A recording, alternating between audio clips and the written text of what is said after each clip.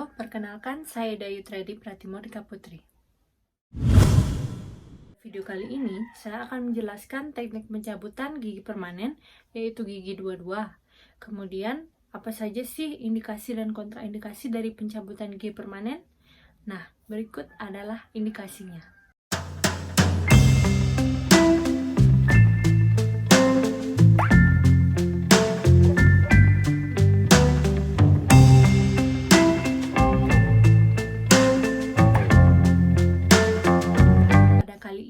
Saya akan mencabut gigi dua-dua, yaitu gigi rahang atas anterior.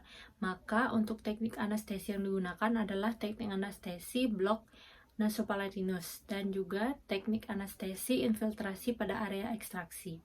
Nah, untuk nervus yang teranestesi oleh anestesi tersebut adalah nervus palatinus yang keluar dari foramen incisivus. Nah, untuk area yang teranestesi adalah mucoperiosteum, sepertiga palatum durum, dan juga keenam gigi anterior rahang atas. Selanjutnya, untuk teknik selengkapnya saya akan jelaskan sembari menonton video berikut.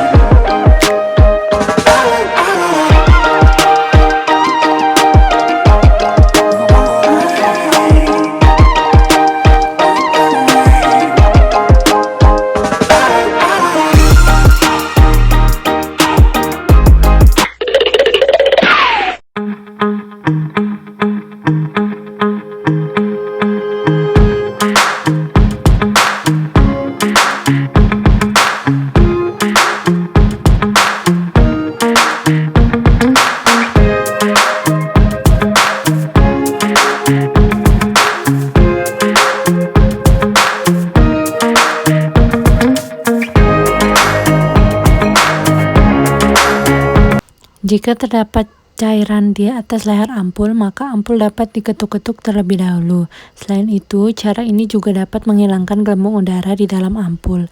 Kemudian patahkan leher ampul, lalu tarik cairan ampul ke dalam siring tersebut. Menarik cairan ampul diusahakan posisi ampul dalam keadaan terbalik. Kemudian, jarum tidak boleh mengenai dinding ampul, seperti pada video berikut. Kemudian ketuk-ketuk siring untuk menghilangkan gelembung udara. Pada saat melakukan anestesi blok nervus nasopalatinus, posisi operator pada jam 12 yaitu di belakang pasien. Sedangkan pada saat melakukan anestesi infiltrasi, maka posisi operator yaitu pada jam 9.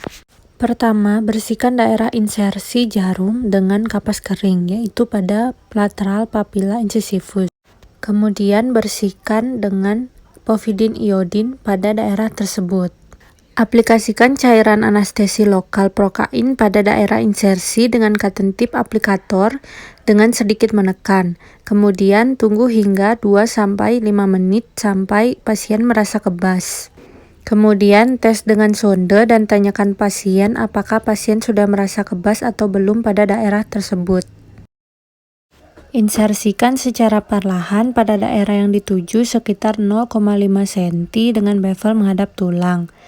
Lalu, lakukan aspirasi. Apabila negatif, dapat dideponirkan 0,5 ml cairan anestesi. Kemudian, insersikan lebih dalam lagi pada daerah tersebut, lalu lakukan aspirasi. Apabila negatif, deponirkan 0,3 cc kembali dan cabut secara perlahan. Untuk tindakan anestesi infiltrasi, lakukan tindakan asepsis yang sama pada mukolabial gigi dua-dua dengan kasa kering dan povidin iodin. Untuk mencari muka labial, yaitu batas antara mukosa bergerak dan tidak bergerak, adalah dengan cara menggunakan kaca mulut menarik bibir bagian atas. Aplikasikan anestesi lokal dengan cotton tip aplikator pada muka labial gigi 22 dengan cara sedikit menekan, kemudian tunggu 2-5 menit. Kemudian tes dengan sonde dan tanyakan pasien apakah sudah merasa kebas atau belum. Selanjutnya, insersikan jarum secara perlahan pada mukolabial gigi 22 dengan sudut 45 derajat dan bevel menghadap tulang. Setelah itu, jarum ditarik sedikit agar ketika mendeponirkan cairan tidak tertahan. Kemudian, lakukan aspirasi. Apabila negatif, dapat dideponirkan sekitar 1-1,5 cc. Kemudian, tunggu hingga 4-5 menit, kemudian jarum ditarik perlahan. Setelah 4-5 menit, lakukan pengecekan dengan sonde dan kaca mulut pada bagian interdental dari gigi 22. Lalu tanyakan pasien apakah sudah merasa kebas atau belum. Pada saat tindakan ekstraksi, tangan dominan memegang instrumen dan tangan non-dominan memegang mukosa. Dengan ibu jari berada pada palatal dan telunjuk berada pada daerah labial. Pertama, dilakukan pemisahan gingiva dengan gigi yang akan dicabut dengan menggunakan desmotom. Selanjutnya, luksasi gigi dengan menggunakan elevator dengan gerakan menjungkil. Pada saat meluksasi daerah distal, tangan kiri memegang gigi 23 dan pada saat meluksasi bagian mesial, tangan kiri memegang gigi 21. Adaptasikan forceps seapikal mungkin. Tangan non-dominan memegang gigi sebelahnya, lalu lakukan gerakan labial lingual secara perlahan. Ketika gigi sudah terasa longgar, lakukan tarikan dengan gaya labioinsisal hingga gigi tercabut. Lalu tekan tulang alveolar gigi 22 agar kembali seperti semula. Lalu irigasi soket gigi 22. Kemudian cek di dalam soket gigi 22 dengan kaca mulut apakah masih terdapat akar yang tertinggal atau lesi yang tertinggal di dalamnya. Jika soket sudah bersih, maka instruksikan pasien untuk menggigit tampon dan tindakan ekstraksi telah selesai. Setelah dilakukannya ekstraksi, jangan lupa memberikan pasien instruksi post-operatif agar kita dapat meminimalisir kemungkinan terburuk yang terjadi setelah ekstraksi, seperti misalnya pendarahan.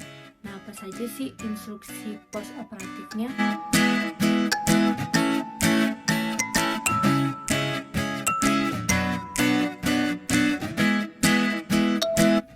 Baik, sekian tadi penjelasan saya mengenai teknik pencabutan gigi 22 dan juga teknik anestesi yang digunakan. Mohon maaf apabila ada kesalahan dan terima kasih telah menonton. Semoga bermanfaat. Stay safe and stay healthy.